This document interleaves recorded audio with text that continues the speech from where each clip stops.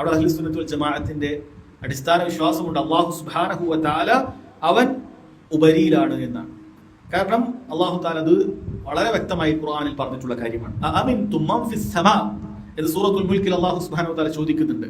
ആകാശത്തിലുള്ളവനെ കുറിച്ച് നീ നിർഭയനാണോ, അല്ലാഹു തആലയെ കുറിച്ച് പേടിക്കുന്നില്ലേ എന്ന് ചോദിക്കുന്നുണ്ട്. മൻ ഫിസ് സമാ, അല്ലാഹു സുബ്ഹാനഹു വ തആല ആകാശത്തിലാണ്. ആകാശത്തിലാണ് എന്ന് പറഞ്ഞാൽ അതുകൊണ്ട് ഉദ്ദേശിക്കുന്നത് ആകാശത്തിന്റെ ഉപരിയിലാണ് എന്നാണ്, ആകാശത്തിനുള്ളിലാണ് എന്നല്ല, ആകാശത്തിന് ഉപരിയിലാണ് എന്ന് വളരെ വ്യക്തമായിട്ട് പറഞ്ഞിട്ടുണ്ട്. മറ്റൊരിക്കൽ ഒരു അടിമ സ്ത്രീ നബി സല്ലല്ലാഹു അലൈഹി വസല്ലമയോട് ചില കാര്യങ്ങൾ ചോദിക്കുവാൻ വരികയുണ്ടായി. നബി സല്ലല്ലാഹു അലൈഹി വസല്ലം അവരോട് ചോദിച്ചു, അല്ലാഹ്, അല്ലാഹു എവിടെയാണ്? അവർ പറഞ്ഞു ഖാലത് ഫിസ് സമാ, ആകാശത്തിലാണ് എന്ന് പറഞ്ഞു.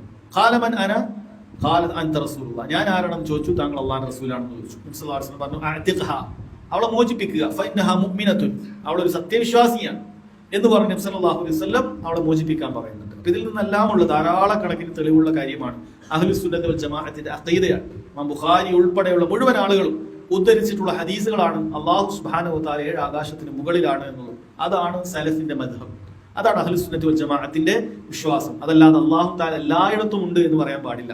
സാധാരണക്കാരായ ചില ആളുകൾ അല്ലാഹ് ഇവിടെ ഉണ്ട്, അല്ലാഹുക്ക് എല്ലാം അറിയാൻ സാധിക്കും, എല്ലാം കാണാൻ സാധിക്കും എന്നുള്ള അവരുടെ ഒരു നിഷ്കളങ്കമായ ചിന്തകൾ കാരണത്താൽ ചിലപ്പോൾ അവർ പറയും അത് എല്ലായിടത്തും ഉണ്ട്, നമ്മളെല്ലാം കാണുന്നുണ്ട് എന്നാണ്. പക്ഷെ അതൊരു കുഫ്റൻ വാദമാണ്. അല്ലാഹു സുബ്ഹാനഹു വ തആലക്ക് യോജിക്കുകയില്ല എല്ലായിടത്തും ഉണ്ടാവുക എന്ന് പറയുന്നത്. അല്ലാഹു സുബ്ഹാനഹു വ തആലക്ക് യോജിക്കുന്നത് എല്ലാത്തിനും മുകളിലായി അവൻ ഉണ്ടാവുക എന്നുള്ളത് തന്നെയാണ്. രണ്ടത് ദീനിന്റെ തെളിവുകൾ കൊണ്ട് യോജിക്കുന്ന കാര്യം അതാണ്. അല്ലാഹു തആല പറഞ്ഞിട്ടുള്ളത്, അവനെ കുറിച്ച് പരിചയപ്പെടുത്തിയിട്ടുള്ളത് അവൻ 7 ആകാശങ്ങൾക്ക് മുകളിലാണ് എന്നാണ്. ധാരാളക്കണക്കിന് തെളിവുകൾ പറയുന്നുണ്ട്.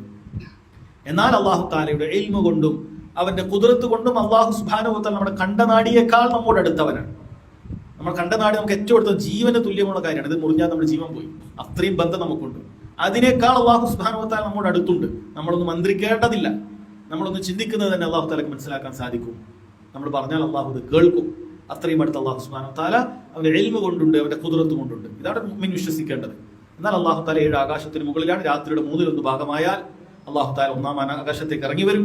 അറഫ മൈതാനിയിൽ ആളുകൾ സംഗമിക്കുമ്പോൾ അല്ലാഹു സുബ്ഹാനഹു വ തആല 1-ാം ആകാശത്തേക്ക് ഇറങ്ങി വരും. ഇങ്ങനെ അവൻ പറഞ്ഞ കാര്യങ്ങളിൽ അല്ലാഹു തആല 1-ാം ആകാശത്തേക്ക് ഇറങ്ങി വരും എന്നതുകൂടി വിശ്വസിക്കൽ ഒരു മുഅ്മിനിന്റെ ബാധ്യതയാണ്. അതല്ല അല്ലാഹു എവിടെയെന്ന് ചോദിച്ചാൽ 7 ആകാശങ്ങൾക്ക് മുകളിൽ റബ്ബ് സുബ്ഹാനഹു വ തആല അവിടെയുണ്ട് എന്ന് വിശ്വസിക്കുക എന്നതാണ് സഹോദരങ്ങളെ നമ്മുടെ ബാധ്യത. അതങ്ങനെ തന്നെ നമ്മൾ എപ്പോഴും വിശ്വസിച്ചു കൊണ്ടേയിരിക്കണം.